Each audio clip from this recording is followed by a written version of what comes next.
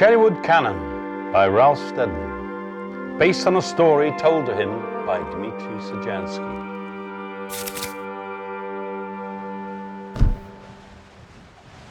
In a land where eagles soar against the featureless sky, searching for their prey, the king of the dark mountains brooded in his garden. It was the year of his Jubilee, and he had been a wonderful king.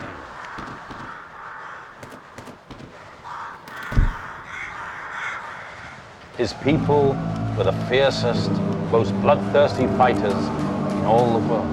He whipped up their hatred to fever pitch, till they cried out war. He was the ugliest, most hateful ruler in living memory, and the people worshipped him.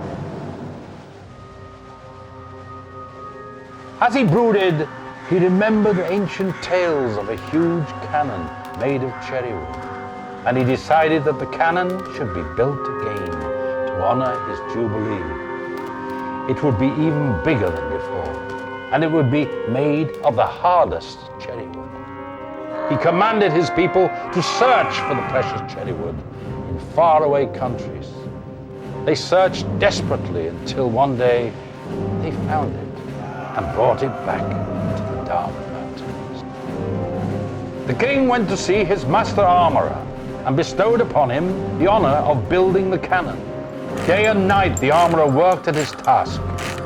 Month after month he nurtured it and honed it and fashioned it into a monster of destruction.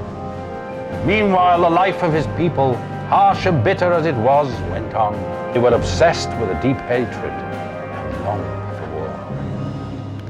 Men ate their meat before their soup for fear of sudden attack. They fed their fear by rolling huge rocks down the mountains in the hope of driving their enemies wild. Fathers hoisted black flags in their misery and shame when a daughter was born. Festivals of struggle and conflict were held, and the elders sat amongst them and chanted songs of victory and death.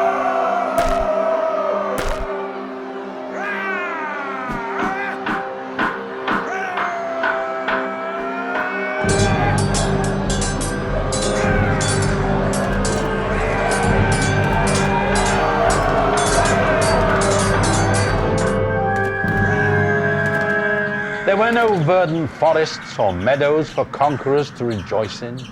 No gold, no spoils, nothing here but ruin and wretchedness. At last, the cannon was ready. The king was awestruck when he saw it, and he gave the armorer the medal. He ordered all his people to gather together to gaze in admiration at the new weapon and bow down before it. All the men were eager to fight the cannon and longed to make war. So the king chose 7 of his soldiers as his gunners. The largest and the most bloodthirsty was chosen as leader. The smallest warrior was a hideous dwarf whose growth had been stunted by a stray bullet. His hate was bigger. The 7 men threw down their pistols and sharp knives and turned to embrace the cannon. They dragged and heaved the deadly weapon. The cannon was heavy and the path was hard and stony, but they did not complain. It fired their hatred as never before. With ropes and pulleys and brute strength, they brought it at last to the very top of the highest peak.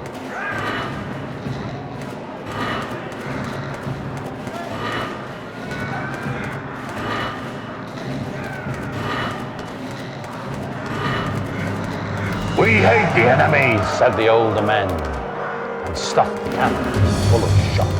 "We hate the enemy," said the younger men, and stuffed the cannon full of shot.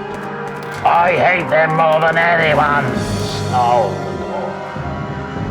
Then they waited for the enemy to come. In the dead of night, the guards thought they saw the enemy climbing the mountain towards them. "Fire!" screamed the older ones. "Fire!" shrieked the younger ones, and the dwarf lit the fuse.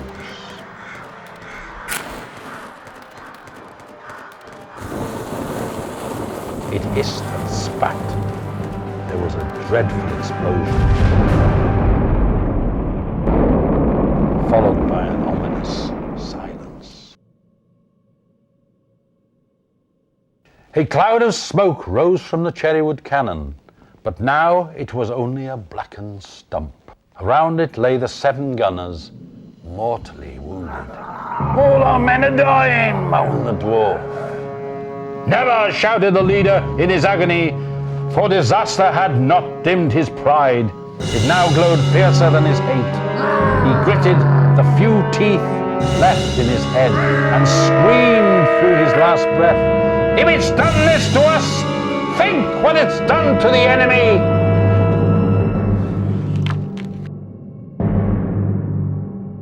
Down below, the people of the lower slopes thought they heard a thunderstorm in the dark mountains and hurried home, where they drank their soup and ate their meat in the right order.